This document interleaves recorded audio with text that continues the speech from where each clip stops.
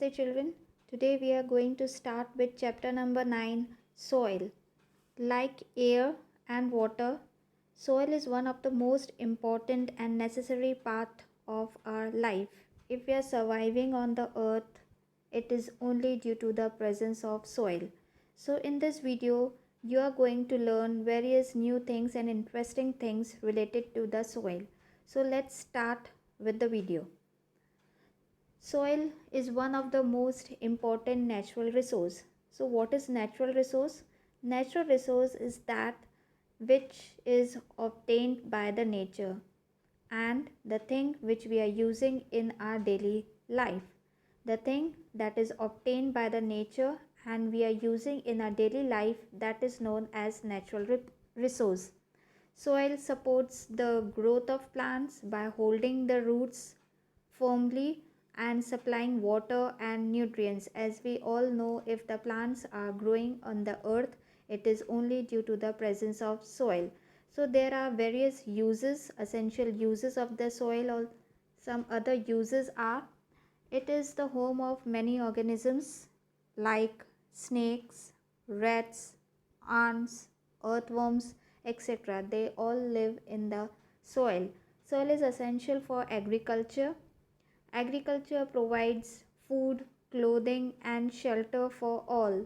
Soil is thus an inseparable part of our life. We cannot separate the soil from our life. It is one of the most important part of our life.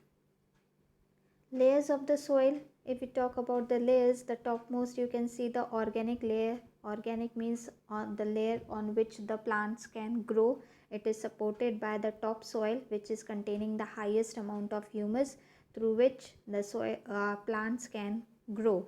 Then the subsoil, parent material, and the bedrock. All the details of this layers of soil we are going to study in the soil profile. Now let's talk about the various constituents present in the soil.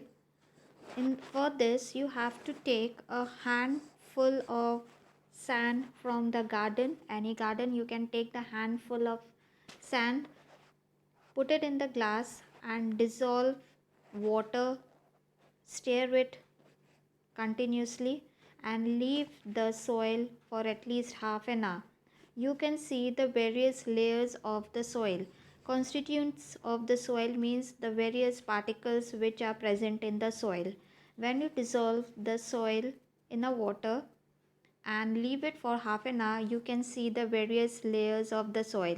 These various layers are formed due to the presence of the soil, size of the soil particles.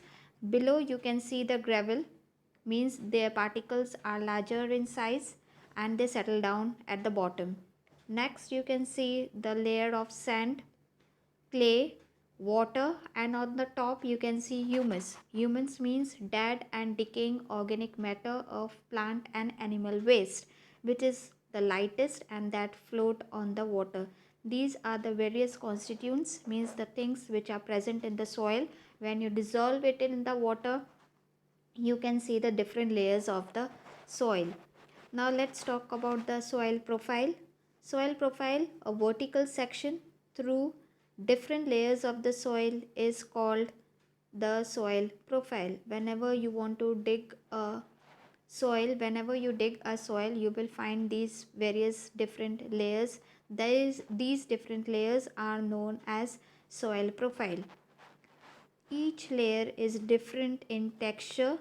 Texture means when you touch it, some of the layer will be soft in touch and some of the layer might be rough in touch.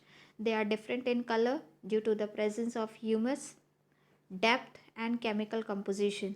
These layers are known as horizon. We are going to divide these soil profile into various layers. These layers are known as horizons. Now let's talk about these horizons. The topmost horizon, the topmost soil is known as A horizon.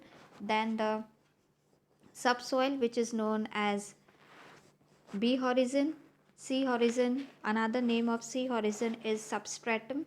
And the last is a bedrock, which you can say as the D horizon. The topsoil is the most fertile soil, which is containing the highest amount of humus. It is also known as a horizon. It is darkest in color, containing highest amount of humus.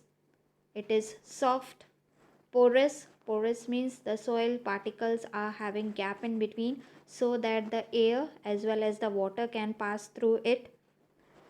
Retains more water because it is porous. Soil particles are having gap in between them. They can be topsoil can be plowed easily, and it is the home of various organisms, means earthworm, rats. They can make the home on the topsoil. It is the most fertile soil. Next is the subsoil, which is also known as B horizon. It is little bit lighter in color because it lacks the humus. It is not containing as much humus that the topsoil is containing. It is little bit harder and more compact. Roots of the big trees, when you see the big trees, their roots penetrate into the subsoil, means on the B horizon. This layer is rich in soluble minerals and iron oxides.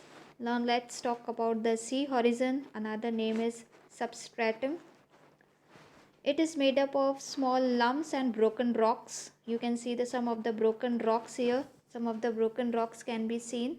It is found in C horizon. This layer lacks humus. Altogether, it is infertile. You cannot grow any kind of crops on the C horizon. Last, the layer is characterized by cracks and crevices. Various kinds of cracks and crevices you will find in the C horizon.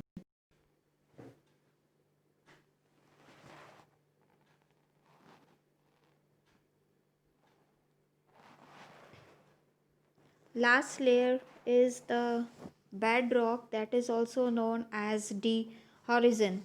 The reservoir of rainwater accumulated in this layer is on the bedrock. Below the bedrock, the water cannot be penetrated. So above the bedrock, all the water is collected, and you can form the groundwater. You can found the groundwater above the bedrock. So this was all about the soil profile. I hope this video might be beneficial for you. In the next video, we are going to talk about the various types of soils, various properties of the soil. Thank you.